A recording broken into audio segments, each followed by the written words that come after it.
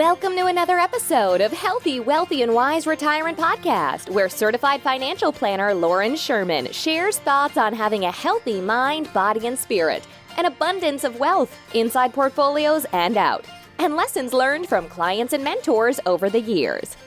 Welcome, everyone, to another Healthy, Wealthy, and Wise Retirement.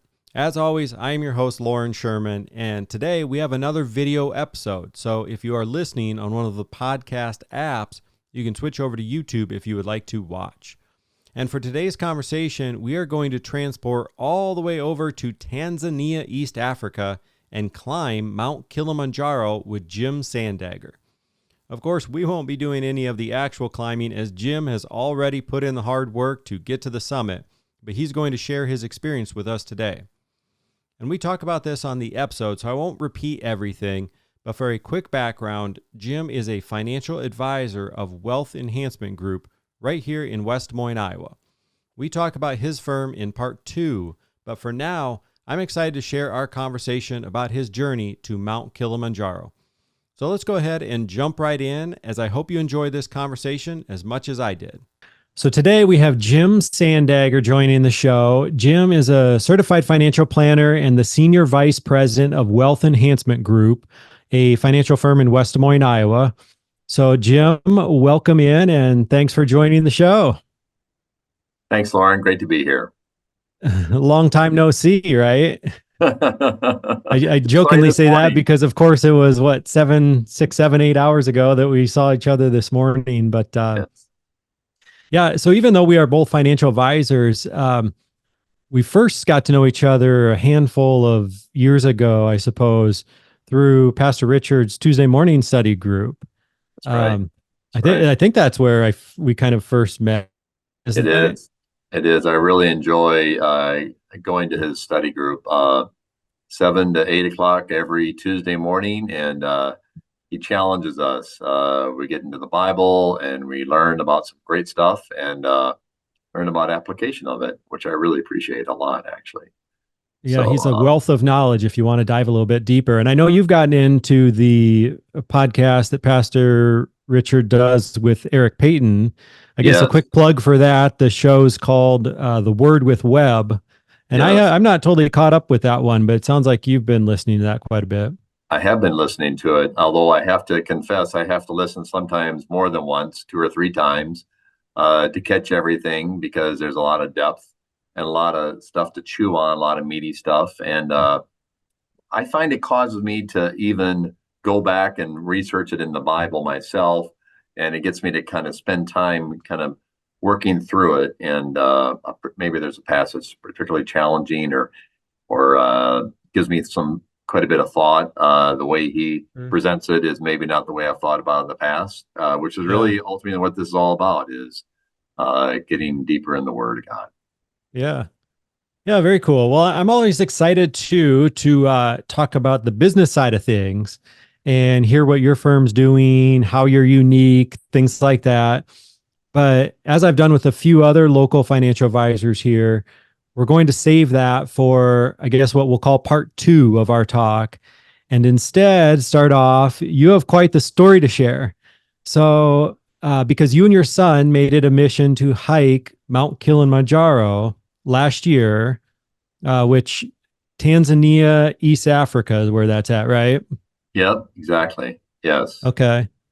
So today we're going to talk about how that even came on your radar, what you did to prepare, some of what you learned and took away from the experience. And then hopefully we'll talk, as we talk through this, some of the listeners will maybe get a better feel for if this is something that they're interested in doing themselves too. Maybe not necessarily Mount Kilimanjaro, but something along those lines if the story hits home with them personally. So that's kind of what we have on the agenda. But first, let's take a step back, if you don't mind, and maybe just share a little bit about yourself, how long you've been an advisor, where you live, a little bit about your family, that type of stuff. Sure. Yeah. I live in West Des Moines, about 3 miles from my office. My office is at the intersection of Ashworth and Jordan Creek Parkway, directly north of Lutheran Church of Hope. I've been an advisor for 29 years. I have an MBA. My specialty was in investments and financial planning. I'm married. I have two children, adult children, and I have a grandson, Parker, who's a genius. And if anybody says otherwise, I'll take him on.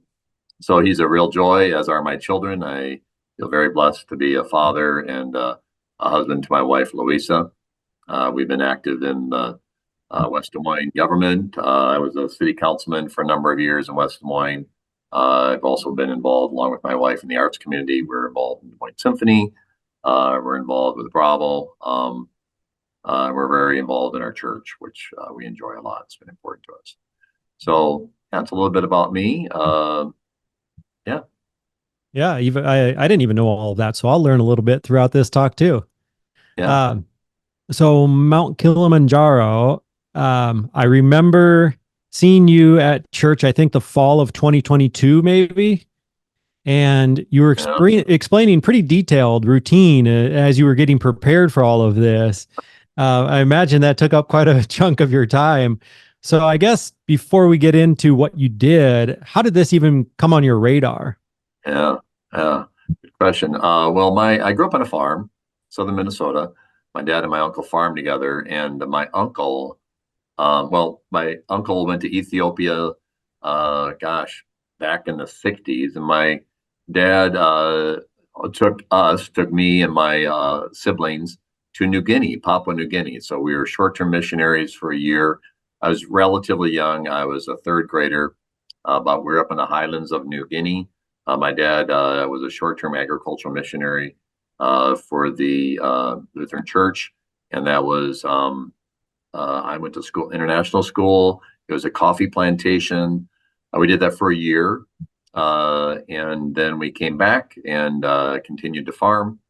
And I then found myself in high school with my uncle going to Tanzania to do a project with the Agency for International Development. That's where my dad took me. I was the youngest of four children to see my uncle. And I first saw Kilimanjaro then. Several years later, older friends of mine from my church themselves did Kilimanjaro as part of an extension of a mission trip that inspired me. And one of them said, there were lessons I learned on the mountain. I wish I'd written them down. And so that stuck with me. And it's probably been 20 years ago since that those two guys from my church did that. But I thought, if I ever do something like this, I want to learn not only for that moment, but for posterity, and hence the journaling and the writing. My sister, fast forward another number of years, and her husband were missionaries in Tanzania. I repeated what my father had done with me. I took my children to see their aunt and uncle in Tanzania, and we did what's called the first hut Kilimanjaro, where you kind of hike up a small portion of it, and then you come back down. And then I kind of, that was watering of the seed, I'll say. And then as I got older, I thought, this is something that's been on my mind. I'm not a hiker, but those seeds that have been planted and watered stuck with me. And I thought, I guess it's a life goal, a bucket list item for me. So I set out to do it. And my son, I didn't want to do it alone. So my son joined me, as did my niece and her husband. Oh, very cool. Yeah. So this was a long, that seed had been planted very long ago. It wasn't something you did on a whim by any means. No. So tell us a little bit about the preparation that you need to do, because it sounded like there was a lot leading up to it. You make the decision to do it, but then what happens between that decision and when you actually do it? Yeah. So if you think about it, there's different ways we prepare for things. There's physical, there's mental, there's spiritual. And I was very intentional on all three of those aspects. And so the physical, kind of, you would understand, I hired a trainer, went several times a week, 3 times a week to a local gym, had a personal trainer. I also hired, in addition to that, a trainer who coached me afar. He lives in Atlanta, Georgia, but he owned a company called Fit for Trips. And it really is to train people for any sort of trip they might take. But he particularly knows about mountain climbing or for hiking in high altitude. Oh, interesting. So he specifically helped me train for something where I had a lot of elevation change and altitude difference from the level where we are. And then I'd heard a lot about the mental aspects of climbing Kilimanjaro. I watched a lot of YouTube videos, and I watched the YouTube videos about people that failed and why they failed and when they failed. And I knew I needed to be mentally tough for that moment. It happens at about 18.2 or 18.3, and the summit is at 19.3. So it was bewildering to me. Like, how can you run out of gas when you're what seems to be so close? Yeah. And then I read about people that had failed and then went back and made it. And then I also wanted to lean into the moment from a spiritual perspective. I wanted to, Kilimanjaro is called the House of God by the local natives.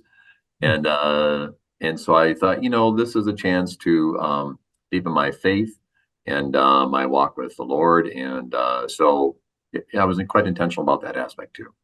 Yeah. Interesting. Yeah. My wife actually just got back from a trip in Mount Zion.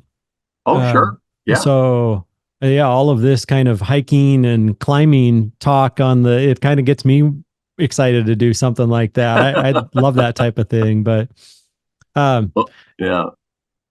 So you talk a little bit, I'll maybe share the outline that you shared with me, if that's okay. Sure. So people can follow along as you tell some of this story. Because like you said, you did document your experience and what you learned and things like that. And you talk about experiencing major life events with loved ones. Can you share a little bit? I mean, maybe that's a little self-explanatory, but why was that so important? Yeah, well, I mean, journeying through life alone is not as enjoyable as it is journeying with people that you care about. And in my case, I journeyed with my son, and it was an epic father-son moment for us when we summited together and hugged each other, and that made that moment very special. Yeah. Yeah, that's neat. I do see how something like that would mean so much when you're with people that you love versus just trying to, do that alone. Yes. And then you talk about, the importance of setting and prioritizing goals. What went into that? Can you expand on that for a minute? Yeah, well, not only the training aspect of all this, as I've discussed, which was fairly rigorous, if you get into the details of it, but also understanding what's your objective. In my case, it was to get home safely. Second objective was to summit. The third objective was to enjoy my time with my son. Maybe that was even the second objective. Sure. But there was an element that I discovered when we were there, which was to spend the night at Crater Camp, which is kind of an epic thing to do. Our particular route had it. Not all of them have it. You've heard about the glaciers. They're at about 18.8. And in our case, we could spend the night there. And that was kind of a big topic of conversation. Ultimately, I decided not to do that because my goal wasn't to stay at Crater Camp. My goal was to be safe. And there were some elements of that were not necessarily safe. In fact, the people that decided to go there broke camp after 2 hours and came down. So I needed to not let a secondary goal become a primary goal. Right. Yeah, I could see how that could easily translate into a learning lesson in life, right? Yes. Yeah. Some of what you're saying right now reminds me of a book I read a while back, and I actually even did a podcast episode on kind of an overview of the book, but it was called Happy Money. Happy Money, The Science of Smarter Spending. And the whole theme of it, if I tried to condense it down to a sentence or two, would be, it's not necessarily that money doesn't make us happier, it's that we often spend it the wrong way and we're spending it on things instead of shared experiences with people we love. And it sounds like when you can, just kind of hammering home that point of experiences with people you love is so important. And, you're going to remember that forever. You're not going to think of, oh, how much did that cost necessarily? It's going to be a shared memory that you'll always have.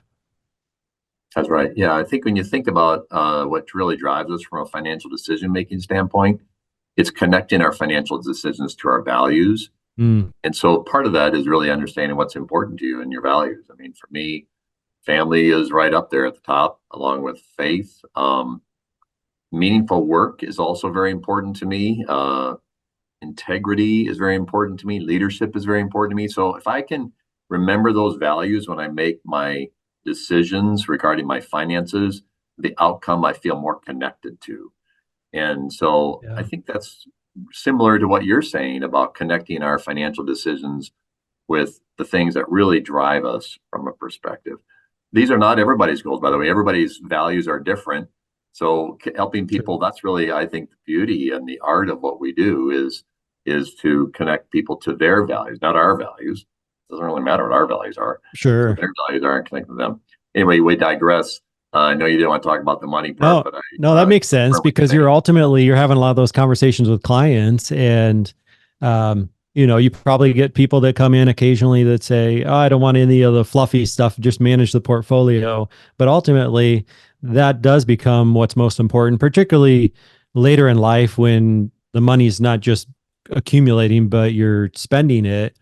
Yes. Part of your job is as the advisor is to help people align their values and their dollars. Yes, meaningful life decisions that are made with their finances. That's the way I'd say it. Yeah. Oh, interesting. Yeah, yeah. That's a good way to put it. You talk a little bit too about how your wife was your biggest cheerleader. Do you want Yeah. to give an example of that? But she wasn't physically able to go. She did write me a note, surprised me at Christmas time, where she had taken every day. She had studied my route map. She had actually looked up what the campsites would look like. And we were at base camp for a couple days. And then we did this hike around the mountain. The longer on the mountain, the more your body adjusts to the lower amount of oxygen in the air. Mm. And then we summited and came down, and then we had another extra day in the mountains. So altogether, there was 12 days that's gone. And she took the time to write me a personal note for every day, trying to think what would he be thinking that day, Hmm. which took a lot of time and effort on her part. And Yeah, even that's neat. thinking about it now gets me a little choked up, the meaningfulness of that. Interestingly enough, my son's girlfriend, my son's an actuarial consultant in New York City with Ernst& Young. And his girlfriend that he's been dating for a while had done the same thing. Slightly different aspect of it, but her emphasis was words of affirmation Mm. because that's one of his love languages. And so she, they were really meaningful to both him and to me. These notes written by people that cared about us deeply. Yeah, that's cool. They keep you probably going and motivated, even though they're not physically there with you, too. Yes, yes, I'm looking through the PDF that you shared, and one of them talks about setting short term targets versus long term goals. yeah, yeah. Can you That's speak on really, I that for a think, second? yeah, I think that's important for us from a financial perspective as well. It's sometimes easy to get overwhelmed by the length of time and the amount of the enormity of the task, if I can say it that way. And on the mountain, my nephew, I told you I had my niece and her husband joined us. My nephew-in-law, I guess is the right way to say that. He was in cross country, and when his coach came, they were not a winning team. And his coach said, "Look, here's the way you're going to win. You're not going to win by trying to get ahead of the front guy. You're going to win by catching the guy that you can see right in front of you, and then Right. catching the guy that is the new man that's in front of you, and then catching the guy that's the now new man in front of you, and basically setting the short-term target." And he said the program changed, and they became one of the most winning programs in the state. And Wow. that was exactly what our head guide said. He said, "Don't worry about summit day. Everybody comes on the mountain. They're all worried about summit day. That's 10 days from now. Don't be worrying about summit day. We're going to be ready for summit day when summit day appears. We're going to summit. But Right. don't be worrying about things that aren't necessary to be worried about today." And I just really thought that was meaningful to stay in the moment, to accomplish what you need to for that moment, and then to move on to the next thing. And then the Right. long-term goal takes care of itself. So Right. that was a significant thing, and I think it has application for us here. Oh, absolutely. Yeah. There's plenty of correlation to financial planning with that. I had the same takeaway a few years ago. I did a push-up challenge for the year. Huh. And it was kind of goofy thing, but it was like January 1st, you do one push up, the next day Yeah. you do two, and so on. So come December, you're doing a few hundred push ups per day. 365, you're doing 365 on the last day of the year? Right. And then, of course, December, I always tell my clients that, our brains don't always work really well in terms of like understanding the power of compounding. Yeah. Well, same thing for me. I didn't totally grasp that when I started down that path of doing those, but it was again like you can't focus on like the final number. It was Yeah. just each day you kind of do what you have to do and Yeah. go about it that way, and you have to have the right mindset. So that just popped in my mind as you were describing that. I love it. It's great. You also mentioned the guide that you had, or guides, perhaps plural. Yeah. Can you talk a little bit about how valuable they were, or what role they played in all of this? Yeah. I'm not a mountaineer. I'm not a hiker. This is not something I have done to this significant degree. And so there's a lot of learning, adaptive learning on the mountain, including like how to use the hiking poles and, the lengthening or shortening of the hiking pole, depending upon the slope of the mountain. Hmm. And then the cadence of the hiking poles, and then like what's the route to take, and when should we stop for breaks? And what I learned was that my head guide had done this before. In fact, he had done it 262 times before for Wow. taking our group, and so he knew the route, he knew all the pitfalls, he knew all the things to be concerned about, and that really gave me the freedom to relax Mm. because I trusted the guide. He'd done the mountain before. It conquered the mountain before. And I think that that's really our leadership role with our clients, is to help them navigate this path for them. That is the first time they're taking this path. But because of our experience, we've done it vicariously with multiple other clients. Right. And so we've been down this road before, and we know what to look for and what to be concerned about. And that gives them a chance to relax, to lift that anxiety they might have, or the fear they might have as it relates to any decision Yeah. they might make. Yeah. There's an awful lot of parallels there.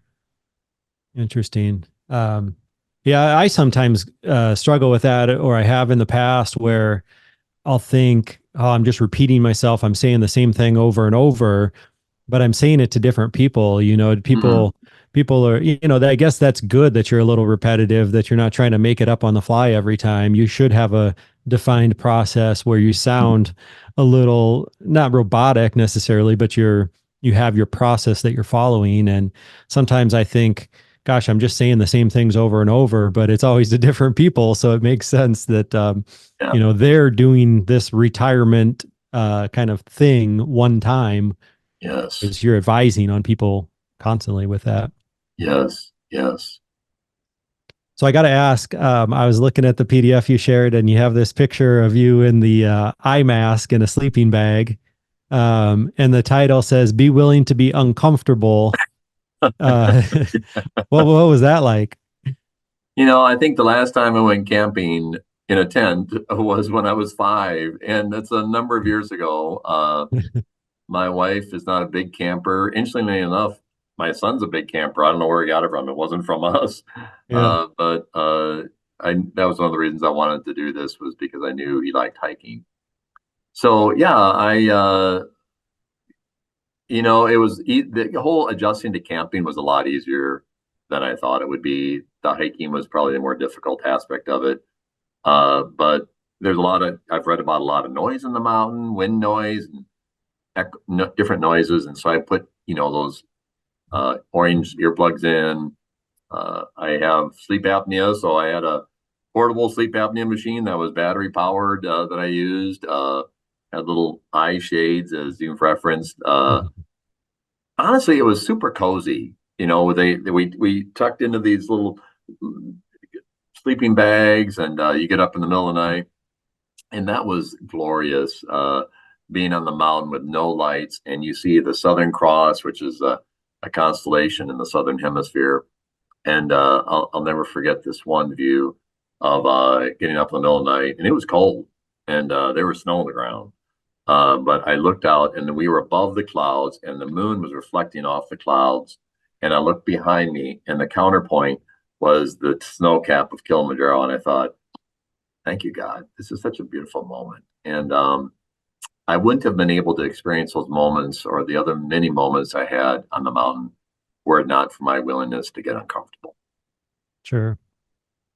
And I think, like you mentioned, having the guide where your mind was probably freed a little bit to enjoy the experience and not have to, be bogged down with worrying about things. You can enjoy the views and whatnot since you weren't consumed with other things in your head. Yes, very true. I'm jumping ahead a little bit here on your PDF. Have a positive mental attitude and stay away from complainers. Maybe easier said than done. But I like your shirts. I'll share this. People will see what I'm talking about. The positive mental attitude on the shirts that you guys have as a team, it looks like. Yeah. Day one, our head guide showed up with these shirts that said positive mental attitude on it. And PMA, he liked to shorten it too. And we'd many times throughout the day encourage each other to have a PMA, a positive mental attitude. I'm in general a very positive person. People around me would describe me as such. So that's not hard for me. In fact, I get discouraged if I'm around somebody that complains constantly.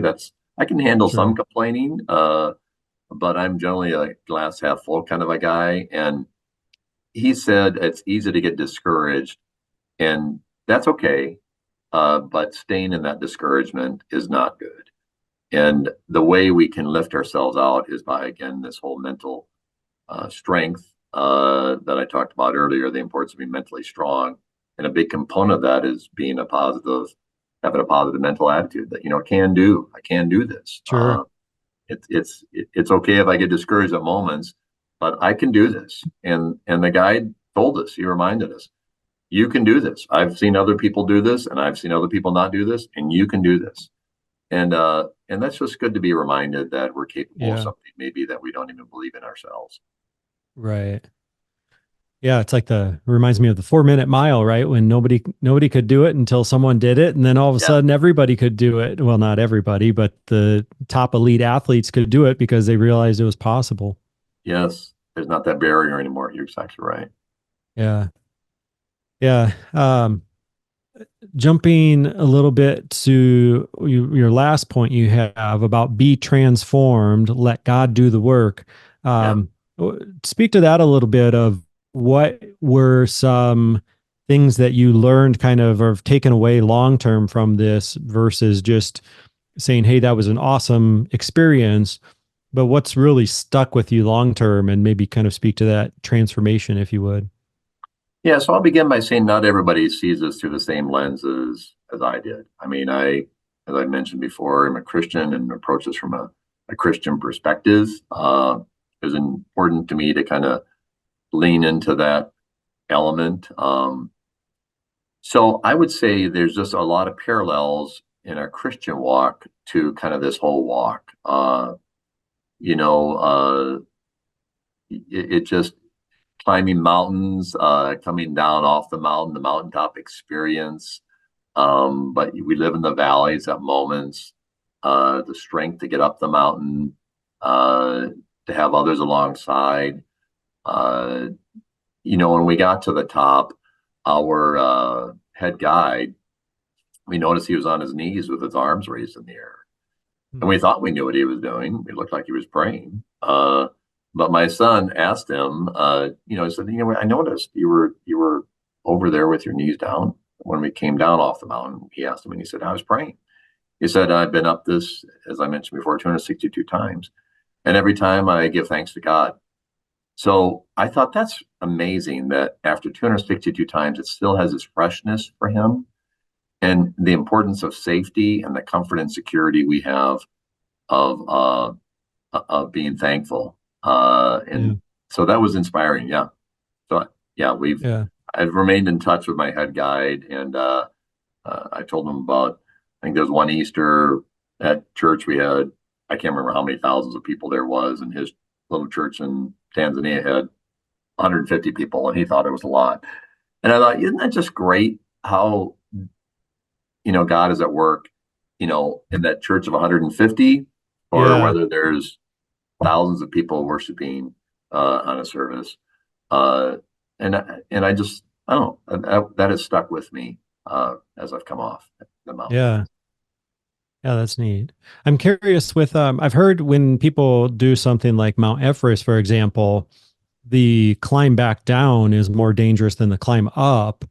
Did you find that in your experience, or what was like it on the climb back down for you Yeah, guys? it's a really good question. Yeah, so you use different muscles, of course. You use the quadriceps, and many people have said that. So again, I heard that and I trained for it, so it wasn't as difficult for me as Okay. I've read others to be.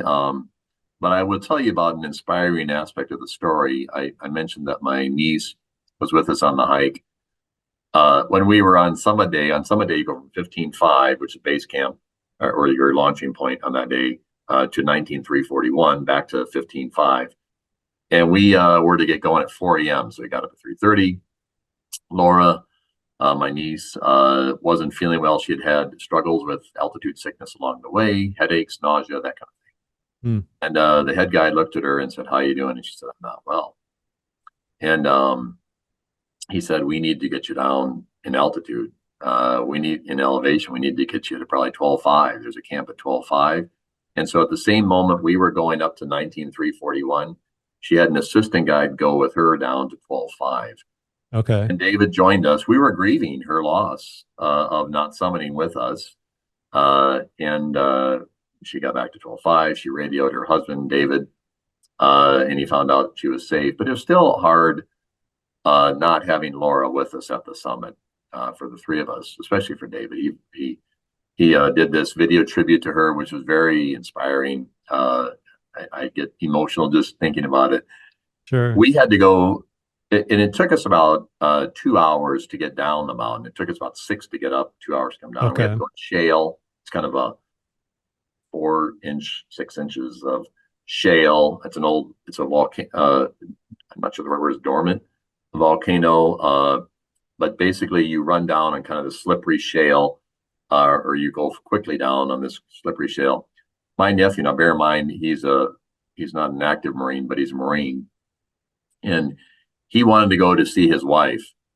And he made it from 19,341 to 12.5 in elevation, which is normally a 2.5 hour hike, in 25 minutes. Oh, When I wow. say he literally ran down the mountain, he literally ran down the mountain. He wanted to see his wife. And I'm like, wow. I mean, talk about being inspired. I don't think he really cared about his quads. Right. Maybe he didn't need to, but he ran down the mountain to get to his wife. And I thought, goodness gracious, when's the last time when I ran with such focus and determination to get to my wife? And it was very inspiring. But yeah, we came down the mountain. It was definitely using different muscles. But I think the most inspiring part for me coming down the mountain was knowing about my nephew-in-law, going down the mountain to see Laura. David did. Yeah. Inspiring. Well, and some of the uh, indirect consequences of preparing for this and going through all of this, it sounds like you said you're in a heck of a lot better shape and able to keep up with even the grandkids a little bit better now, right? Yeah, that's right. I lost 30 pounds, 35 pounds. I think I've gained 5 pounds back now, but I'm 30 pounds. Some of that came from COVID, of course, like for a lot of us, but some of it was kind of this chronic kind of extra 10 or 15 pounds I was carrying around. Yeah, I've been quite intentional about staying in shape. It's been over a year, maybe a year and a half ago now. I did Kilimanjaro. And Yeah, I guess we didn't say necessarily when, or maybe we did, when you did this. It was January of 2023. it was, yeah, it was Okay. 15 months ago. So yeah.